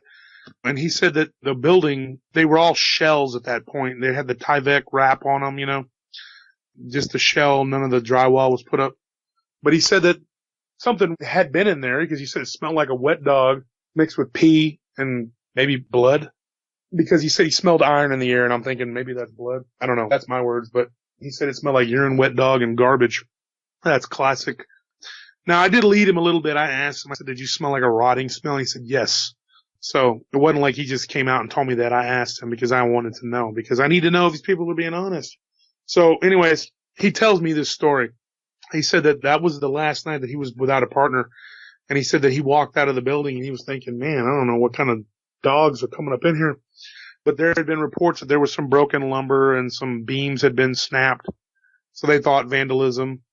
Maybe bums were going in there sleeping and just being drunk and tearing stuff up. They didn't know. So he had a partner. He was training him for the routes because he hadn't had a day off in 2 weeks, he said. So he was glad to have a guy that was going to train. So they went through that same subdivision out on the edge of town. I think he said it was northeast of Dallas. And he said that they went into one of the buildings and they were checking it, and then they heard a noise in the next building. He said, maybe there's something over there. He said, well, I'll check this building, you check that building, because they didn't know exactly where it was coming from, but they heard a beam of wood or something fall. So he went into the next building. The partner went into the other building, and he said that the partner was in the other building and he heard him scream, just scream. And he said he saw him come running out of the building and just was running toward the truck and was like, we gotta go, we gotta go. And he's like, why?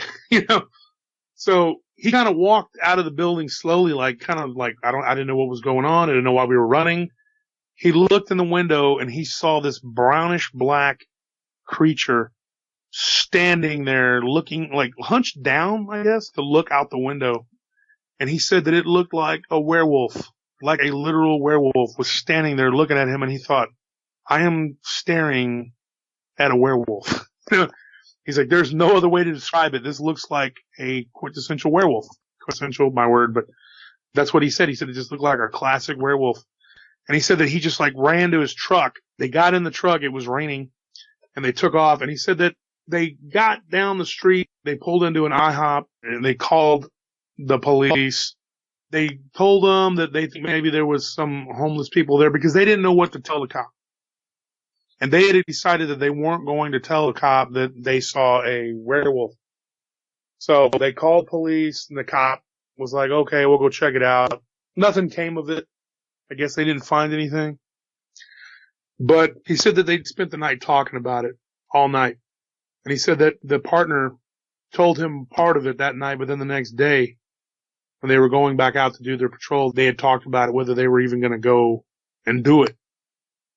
And he said they both agreed they needed the job, but that they weren't going to stop and look inside that. They were just going to drive through. And he said eventually they lost that account because the guards quit checking in those places. And whatever it was continued to be a menace, I guess, and destroy things. What I suspect was that this thing had taken up residence there while it was raining, maybe just to get out of the rain, and it was laying in there. Now, here's what his partner told him, and this is what he told me his partner said. He said that as he walked into the building, he said he smelled that nasty wet dog, that dank wet dog smell mixed with garbage or whatever. And he said that he knew right then, he said that it just hit him that there was something there. And he said that he heard a snoring, like something was snoring. And he thought, oh my God, there's bums in here. There's homeless people in here. His exact words were like, he thought there were a couple bums in there or something. But he said it was loud, that he could hear almost like a heartbeat. And he thought, dude, there's this, whatever this is, it's big, it's a big person. And he said he yelled security, and he shined his flashlight toward the back behind a pile of lumber. And he said that this thing, he saw an arm first come up and then a head pop up. And he said that when the head popped up, he got the shock of his life because it was a wolf's head. And he said it was gigantic, dude. He said this thing's head was giant, dude. And he said this thing just kind of leaped up to its feet and just was kind of crouched down. And he said that it was like crouched down behind the lumber with both of its arms on top of the lumber, leaned forward like it was sniffing the air. And it just stared right at him. And he said its shoulders were bristled up and it was hiked up like a dog that was getting ready to pounce. And he said that it began to peel its lips back and like a growl. And that it began to growl at him. And he said at that point he thought, oh my God, this thing is about to attack me. I'm about to be killed in this building. So he said at that point he turned and he ran out of the building and didn't look back. And he said that that's when, I guess, the partner came out and he saw it in the window. But that was pretty terrifying. And he said that they went over it. He said that he didn't give them all the details the first day, but the next day he remembered more. And he said that they went over the story about 10 times. He's like, I just didn't know what to make of it. I don't know what it was. But a guy that I knew from security knows that I collect these stories about the paranormal. And I tell you what, Vic, if anybody's listening, when my show gets going, I got a lot of stories from security guards that aren't just Dogman related. There's a lot of stuff out there. Let me tell you, there's some weird stuff, man. Like I was telling you, Vic, gargoyles. I got a couple stories that could be vampires. I don't know what they are, but just weird stuff that's been told to me over the years, man. People that have confided in me and they've told me some really scary stuff, dude. I mean, like, let me tell you. Well, we're looking forward to it. Yeah, I'm excited. I'm ready to get it going here. This story came out of Westlake. I'm going to go back to Austin here, my hometown here. My second hometown. My hometown's Taylor, but, Austin's my home.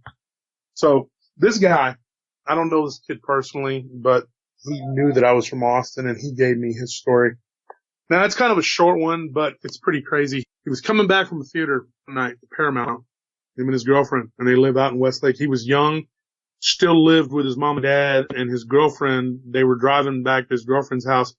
She was 20. He was 19 when this happened. So they were young. They're still living at their parents' house. Now he said this happened a few years back, but he said that his mother had an encounter of this weird looking creature that she observed while she was jogging, which is really scary. She was jogging and then up in them back hills over there. Nobody's thinking, hey, there's a Bigfoot or a Dogman or a gargoyle out there. Nobody's thinking that someone's going to jump out and attack you. You're just going to go run. It's a beautiful place and people are going to go and jog and hike and do what they do. Austin is a very fit city. It's a very scenic city. People like to exercise. They like to exercise outdoors. Nobody's thinking that there's something out there. Well, there is. So she was jogging along. As she was jogging, she heard kind of a splash down in the creek bed. She looked, she saw this thing sitting on the edge of the creek, and she said it was gray. She said it was probably about 6.5 feet tall because it stood up and it just stared at her. And she said that it looked just like a timber wolf standing on its hind legs with like shoulders. The front paws were kind of like hands. And she said that she just kept running. She just pretended like she didn't see it, and she sped up and took off running. And she said it didn't move. It just kind of watched her. And she looked back a couple of times, and it was just still there. And she said there were cars going by, too. But you would have to look down in that gully or whatever to see that this thing was there. But he said that him and his girlfriend were coming back from the Paramount one night.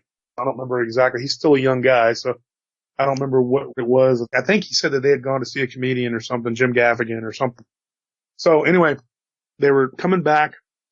And he said that his girlfriend was like, oh my God, what was that? And she said he looked and this thing stepped out in front of their SUV and was just about to run across the road when he thought we're going to hit it. And then he said it just kind of leaped backwards, like just jumped back.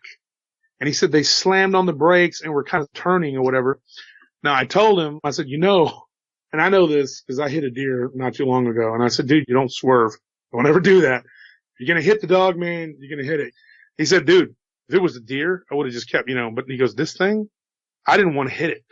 He goes, it was gray, like the color of a gray wolf, like a timber wolf, with a big head. It had the classic legs. He said it had the backward legs like a dog has. And he said it jumped back. And he said that he looked, they had kind of slid and then they got back control. And they just both looked over to the right and they saw it standing there and it just kind of backed up to the tree line. It was just staring at him. And it had its arms like out in front of it. And he said that as soon as they saw it, it just kind of like hid. And then they turned around the curve right there. I know exactly where it's at. I've been to that spot. It's like a curve, And he said that then they saw it just kind of get down on all fours and run across the road. He goes, but it was on its hind legs. He said that for a couple days after that, he would smell this weird, like musky smell, as he described it, like a wet dog, like it was around his house. Now that was weird because he said that it seemed like this thing knew that it was him that did it, and maybe it was his imagination, like he even admitted it. I said, maybe you were just imagining that this thing was after you. He goes, I don't know, man. He goes, I'd go out on my deck and I'd feel like the thing was there in the tree line watching me because I had seen it. My mom had seen it. And then he goes, and then I found out a few months down the road that another neighboring family had seen it too. So there's that story. For the next story, I'm going to take you to my hometown. This one happened. I had two of them from my hometown, but I can't give you both of them because the one person, she doesn't want the story being told, and I'm going to respect that. She gave me the story, but I can't tell you. It's like putting handcuffs on me, and especially with me because I like to talk. I got a big mouth. So here goes. This story now, this girl that told me this story, went to high school with her. Well, she's a little older than me. I think I would have been like a freshman when she was a senior, but she really don't remember me when I was a freshman, but she knows who I am. She knows my family and everything. But anyways, they lived out on the edge of town. It would be in the south side of Taylor. And she said that her mother, kind of sad, her mother was an abused woman and her dad was an alcoholic. He would get drunk and he would hit her. And so one night the mom had enough and they decided to leave. They had to leave in the middle of the night because he was on one of his binges and he was beating her. And so she got out, she grabbed the kids and they ran him. Now it was just her and her little brother. And they were walking across a bridge that goes across this place called Mustang Creek. When they were walking across that bridge, of course the mom's crying, they're crying. It's a traumatic thing. It's sad, broken families. They got halfway across the bridge and the little brother, I guess, was looking down into the creek and he says, what is that? Now she said that they turned all at the same time and they see this black shape. At first they didn't know what it was. It was just a black shape down in the creek bed. She said that when they stared at it a little closer, she said that her little brother had a flashlight, but it wasn't a real good one, but it illuminated it enough to where they could see that it was using like its hand to lap water. But she said the odd thing was it looked like a wolf. It was black or smoky black gray, the same exact description as mine. Might have been mine. Who knows? Right around the same time. And she said that it was really tall, probably about 7 feet tall because it stood up for a minute and then got back down. And she said it kind of crawled around in a circle and then it began to jog toward the bridge. So then they're standing there and they're like, oh my God, they just left this horrible situation to go to her aunt's house. And now they're having to run and they're dropping their clothes and everything else. And this thing gets to the bridge. And she said it was about 15 to 20 feet. I know where that's at. Now, depending upon which part of the bridge you're on, it's about 20 feet at its highest, maybe 15. You go further down, it's about 10 and so on and so forth. But she said that it ran toward the middle of the bridge. And she said the next thing you know, this thing is up on the bridge and it's running behind them on the sidewalk. And she said you could hear the footfall like slap, slap, slap on the ground. And she said that it was shaking the ground. It was so heavy. And she said this thing probably weighed 400 or 500 pounds. She said it was just enormous. They turned around and you could see it. Like she said, you could just see it. And she said that it was, I think she said it was wintertime. I'm not for sure what time of the year. I had it written down, but I can't find the note on it. But she said that you could see its breath. And she said that it was just a horrifying creature. And she said that it was like, you could hear it breathing. and she said that when you look back, the eyes were glowing red. They were red. I said, are you sure they were red? She said, absolutely. This thing's eyes were red. And she said it was coming toward us. And she said that you could see the chest heaving. She said it wasn't even that far away, but she said that luckily the aunt's house was just right there. And when they got into the neighbor's yard, they were screaming and crying, and the neighbors came outside. And she said this wasn't but like 9 o'clock at night. And she said that the aunt and everybody came out, and they ran in the house, and they were looking out, and they didn't see it. They don't know where it went. She said that she thinks it veered off, but she said that it got pretty close to them. And she couldn't even tell me exactly how close, because in her mind it was so terrifying. And so anyway, that was her story. And I had been trying to get a good time to talk to her, and I finally was able to get this story from her. That was a pretty terrifying encounter. And now I know what it was, because she said that, I could tell you in person, it'd be better if I told you on the phone or whatever, because she couldn't really relay it to me in a message. And then I have another story. Now, this I wasn't even going to put on here, but this is a bonus story. And this is the last one of the night, guys. My voice is, I'm hanging in here with my voice. This happened in 1979 in a little bitty spot outside of my hometown called Nowak. Now, a friend of mine I grew up with, well, he was a lot older than me. He's about 10 years older than me, but I know him very well. And he told me this story. When he was a kid, I think he said in 1979 he was 10. So I guess he was born in 1969. He's, I guess, I think maybe 6 years older than me. So he told me that when he was a kid, and I made a special trip out there to talk to him in person, he said that him and his dad and his little brother were leaving Randy's ice house. And he said that, now this is what I found out, his little brother was in the passenger seat and his dad was in the middle seat. And he was driving.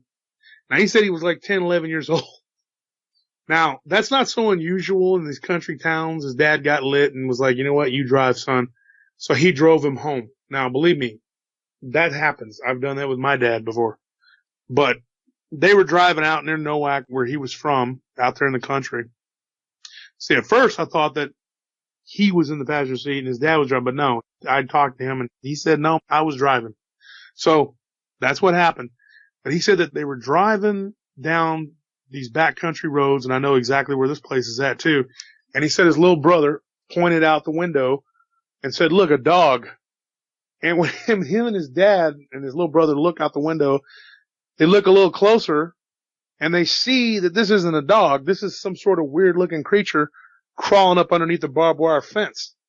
Now, he said when a coyote or a coy wolf or a dog or anything, it kind of arches its back and kind of slides up under. He said this thing looked like it pulled the barbed wire and was going through it or under it. He said he couldn't get a real good look to see exactly how it was doing it. But he said it came up from out of the barbed wire, and he said that it stood up. And he said that it was real stocky and that it was grayish looking, but he said that it could have just been illuminated by the light of the moon. And he said that when it noticed the truck, that it got down on all fours and began to head straight for him. And he said that the way the curves were, this thing was moving as the crow flies. So they were having to take the road, but this thing was cutting across. And he said that it was almost up to the truck. And he said that he began to speed up. And his dad was like, go, go, go. And he was like, I didn't want to go too much faster because I was going to lose control. I was a little kid. And he said that this thing got right up next to the truck and began to run on all fours, standing up on its hind legs and then back on all fours. And it was just looking in the window. And he said that it didn't have like a menacing look on its face. He said it looked like it had almost like a curious look on its face. Like when it was running alongside the truck, that it was looking in the cab and that it was almost like looking in. He said that its tongue was hanging out. You know how when a dog gets tired, its tongue is hanging out? And he said he was going about 45, 50 miles as fast as he could, trying to maintain control. And this thing was keeping up. But then he said that eventually they got down a straightaway and they just gunned it. And then it just kind of lost interest and veered off to the side of the road. And he said then it just stood up and he saw it like barking and howling and making noise. I don't know what that is. I mean, that could be a territorial thing. It saw them. It decided to chase it. I don't know. Dogs chase cars. I don't know. It was a weird story and he told me that. And so I tell you what, man, these are some weird creatures, dude. Yeah, they definitely are. Well, Josh, I know your throat's hurting you. I just appreciate you coming on and doing this show tonight in your compromised state. I got through it as best I could. I was using these throat lozenges, and I'm glad that we were able to put it together today so we can make a good show for Friday the 13th. Oh, I'm glad you're able to do it too. Like I said, thanks again so much for coming back on the show and doing that. I really appreciate it. Yeah, thanks for having me, Vic. Oh, anytime. Anytime you've got more stories, you know you're always welcome back. So, yeah, please do let me know. It's always a lot of fun, man. I like being able to come on and get these stories out. It takes a while. People ask me over and over again, when are you coming back? And I don't want to come back with junk. So I try to get at least a good handful of stories that are going to come back and really grab the audience. Like, this is something. Because if you don't have that, then, I mean, why are you wasting your time with me when you can just interview eyewitnesses with juicy encounters?